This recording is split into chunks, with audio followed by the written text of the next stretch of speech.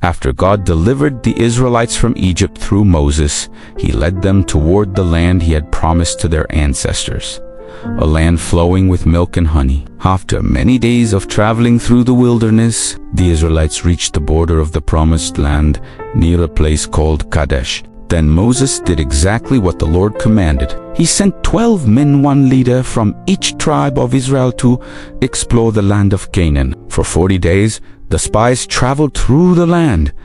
They saw fertile fields, strong cities, and powerful people. When they returned, they brought proof of the land's richness. They carried a single cluster of grapes, so large it had to be hung on a pole between two men, and they reported to the people. 10 of the spies said, "The land is good, but the people who live there are strong.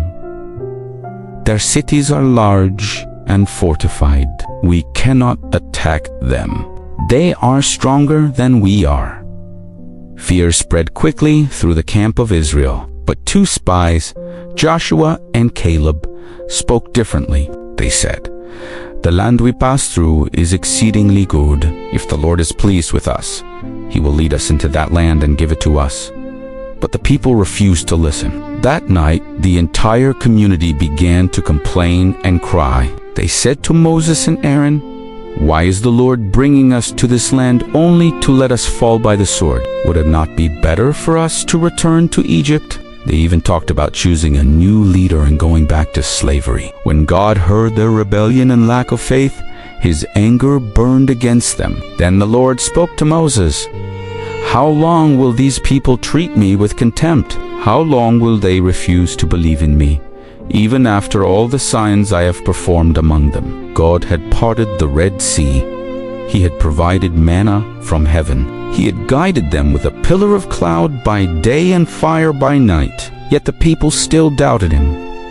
So the Lord declared a judgment. "Not one of the men who saw my glory and the signs I performed in Egypt and in the wilderness, and who disobeyed me 10 times, will ever see the land I promised to their ancestors." Instead, God gave this sentence: the Israelites would wander in the wilderness for 40 years. 1 year for each day the spies explored the land. During those 40 years, the entire generation that had rebelled would die in the desert. Only their children would enter the promised land. And only 2 of the spies would survive to see it, Joshua and Caleb.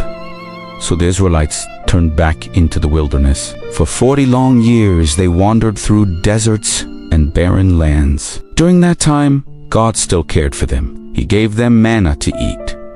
Water flowed from rocks. Their clothes did not wear out, and their feet did not swell during the long journey. Finally, after 40 years had passed, a new generation had grown up.